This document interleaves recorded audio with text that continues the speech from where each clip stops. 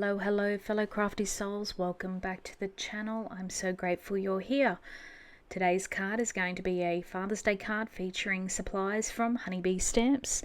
So I'll be starting with the Honeybee Stamps Sentiment Stamps Hooked on You, and it has the matching dies. I'll also be using the 3D wood grain embossing folder. Look at all that beautiful, glorious texture in there. And I'll also be using the Lovely Layers Lures dies. So that comes with like all these fantastic little bits and pieces to make some awesome looking lures. So I'll be using my Altenew Mini Blossom die cut machine, and also grabbed a metal shim for the machine, so that will help to bring out some of the detail from those little lures. And I've gone through and just rummaged in my random cardstock scrap pile, and it's all going to be going onto an A4 card, 5.5 by 4.25. So to start my card off, I just sprayed the blue cardstock with a little bit of water. That helps to prevent the cardstock from actually cracking while it's going through the 3D embossing folder, and also helps to mold it around the shapes, so it makes the embossing stand out that little bit more. So just figuring out, making sure I get it the right way up, and having a bit of a fiddle to figure out what plate combo I need to actually run it through to get the best results. So I'm really happy with that. So going through, and what I like to do with these sorts of mini dies, to save a bit of time, take the time at the beginning to lay everything out, cut out the individual pieces, match up the dies with the colours of cardstock that you want to do, and then cut out groups of dies in one hit rather than each individual piece. So I find I do that with like my mini blossoms dies and things like that. So if you've got a few dies that you need to cut out and you're using all sorts of different coloured cardstock, one suggestion would be to actually just pair everything up, get it all prepared, and then cut it all out in one hit. So I kind of think of this in the using the 5 Ps. So prior preparation prevents piss poor performance, if you like. So I apply that principle with my work. So obviously, as from my profile you can tell I'm a nurse, so I like to make sure that I'm well organized, and I extend that into my die cutting. So I have all my equipment ready to rock and roll, and then it's one lot of cutting, assembly, and then making the card. So doing all of this prior preparation, getting all of my colours organised, and then cutting it all out. So overall this card took about an hour, and I was quite slow doing it. When I made this card, I was recovering from a migraine and felt that I was quite clumsy. So as you can see there, in one pass I've managed to get 4 die cuts cut out. So that's how you can cut big bundles of die cuts quickly. And on my first pass with my new metal shim, I managed to bend it. Doesn't affect the rest of the performance, but when you have a look at the small pieces, you'll find that the detail with using the metal shim has come out beautifully. So these dies cut out not only the individual shapes, but will also press and emboss detail into the die cut itself. So as I mentioned before, this is a Father's Day card, and the construction of this card for me was very nostalgic. I had a bit of a walk down memory lane as I was pulling out and choosing all the different colours for these lures. I used to do a lot of fishing with my dad. I lost him back in 2006, and really I used to, when I was really little, go through his tackle box. He had one of those fantastic tackle boxes that you'd flip open the lid and you'd pull the top tray kind of back and up a little bit, and it would spread out to 3 or 4 different layers. And he had all his lures in the bottom tray, and going through, and I used to love all the pretty colours that they were, and he had the special ones too. Living in far north Queensland, we'd often go fishing for barramundi, so they liked specific ones called gold bombers, hence the gold cardstock I used for one of my lures. So I loved all the different colours, and I would sit there and shake. Some of them had rattles in them. And then once I was big enough, and Dad and I would often go fishing together, and then I got in and started using his lures and things like that. So this card really did offer me the opportunity to take a walk down memory lane and just get in and do a bit of, mindless making, if that makes sense. Having the opportunity, it almost becomes a bit like a meditation, because I was able to piece bits and pieces together and not have to overthink the design. It was just getting all the designs, and there's embossed lines on on the die cut pieces, so a couple of times I got a bit stuck and I wasn't quite sure, but then I just kind of matched up the different pieces and where they might go.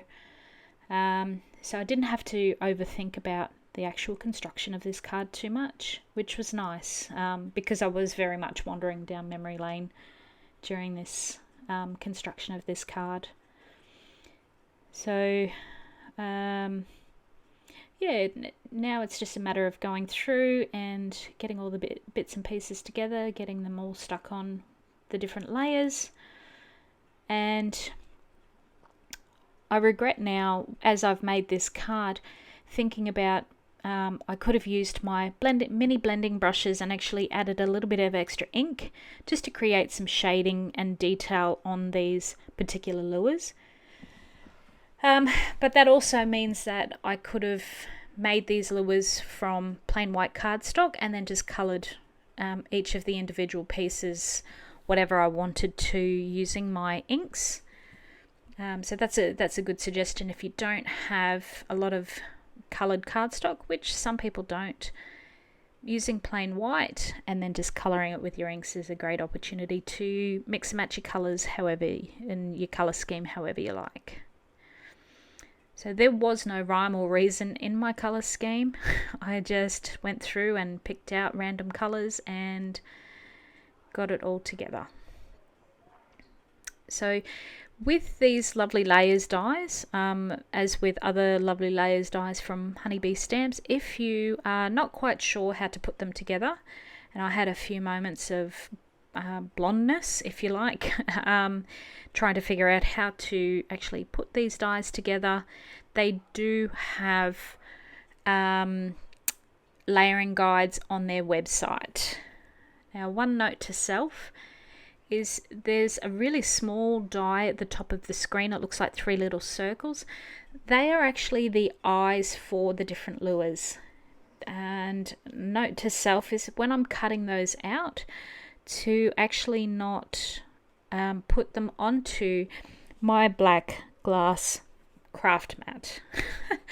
I was looking for them and decided to end up using gold for another eye, and yes, so I chased the eyes around my craft mat for a little while looking for them. Now, I really appreciate the detail in which Honeybee Stamps actually puts into their lovely layers dies. Now, right from the amount of embossing that goes into the different shapes and all the individual, how it cuts out, and you know how to place them without too much struggle. You know how to where to place all the different pieces, to the individual detail, right down to like the little silver ends of the lures. It's unbelievable. So I had to add more sparkle. they do have glitter on some of the lures, so of course you can put glitter on your lures. And I learnt the hard way, must do. The Aqua Shimmer pen first, and then I use the Nuvo glitter drops in, what do I use it in? Ebony Black, just because I can't keep it handy. And then do your white gel pen, because white gel pen first, and then the Nuvo glitter, what is it, the glitter gloss pen? Yeah, the Aqua Shimmer pen will actually smudge the white gel pen. I know, I have done it. So I spent a little bit of time just admiring all the details, so the fine little circles to go on the ends of the lures, and then I also love the hook details. It was just unbelievable, the amount of detail that actually goes into these lures. So yeah, I had a lot of fun assembling these and putting this card together. Obviously I'll be giving my husband a Father's Day card, but the opportunity to give my own dad one. Anywho, just putting these together, and just love the detail.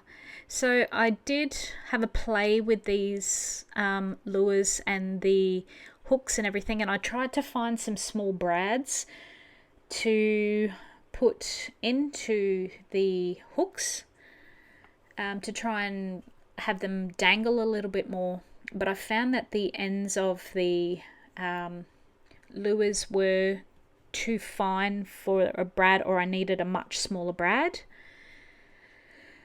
to get the hooks to actually dangle in the right way. So here I'm just adding a little bit of archival brilliance in a Moonlight White, just to try and bring up some more detail. And I'm using the flat sponge just so it sits over the surface of the raised parts and allows the blue to still remain, so it doesn't end up too pale. So I used Happy Father's Day on the inside of the card, and I don't know about anyone else, I don't actually have a grid or anything to line up my sentiments to make sure that they're straight, so I have to rely on my Misty Door. So that is actually on my wish list, is to get one of their little grid transparencies, just to help with lining up sentiments.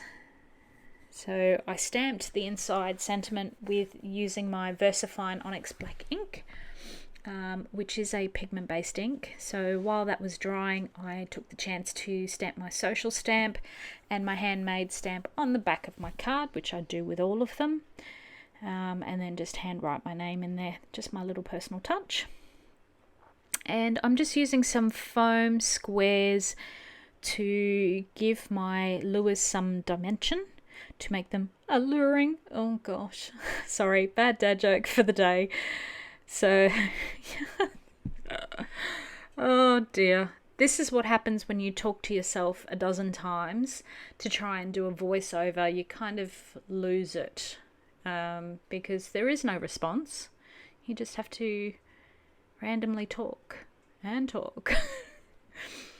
So hence why I wanted to try and make this a little bit of a shorter video, so I don't have to talk as much. So giving my lures some dimension there, because no, I won't do it. I won't sing it, but we all know that dimension is life.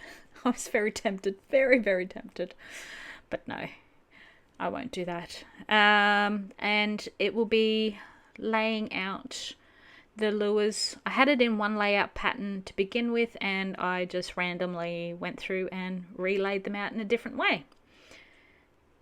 So sticking those all in and then popping the bobber in, and you'll see that the bobber is actually different with the silver top and the black line. I ended up recutting it and layering it up a couple of times just to give it a little bit more body.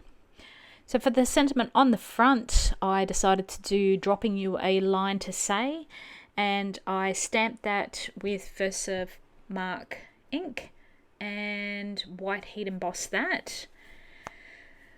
And I made sure that I used my anti-static powder tool. I've done it before quite a few times, forgotten to use it, and have messed up my sentiment. And yeah, gotten very, very frustrated.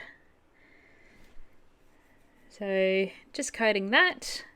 And I found with my cardstock, when I'm actually heating to do my heat embossing, I heat up the back a little bit first so the particles underneath are warm, and then I will heat from the top. And anecdotally for me, I have found that the top of the writing then tends to look a little less bumpy, especially if the cardstock is a little bit more textured. So I am very, very happy with this matching sentiment die cut, because it appeals to my Virgo sensibilities and how neat and tidy it actually cuts around the sentiment. And it also affords me the opportunity to run it through a couple more times to actually bolster up my sentiment. So I've been able to cut out the sentiment strip another 2 times, and that then gives me dimension behind the sentiment, which I feel it looks a lot better on the front of cards. Just that extra little bit of something something for the front of the card. Now figuring it out, do I want to embrace the space? So that's something I need to learn to do this year, making sure I get it on straight, and then popping this onto the front of the card. And this is basically the card finished once this is on the front. I like a little bit of a white border around and making sure I'm gluing it on the right way. So this is the card now all finished. And I would just like to say a huge thank you for joining me today. And I appreciate your time. Thanks again for watching. Don't forget to like and subscribe.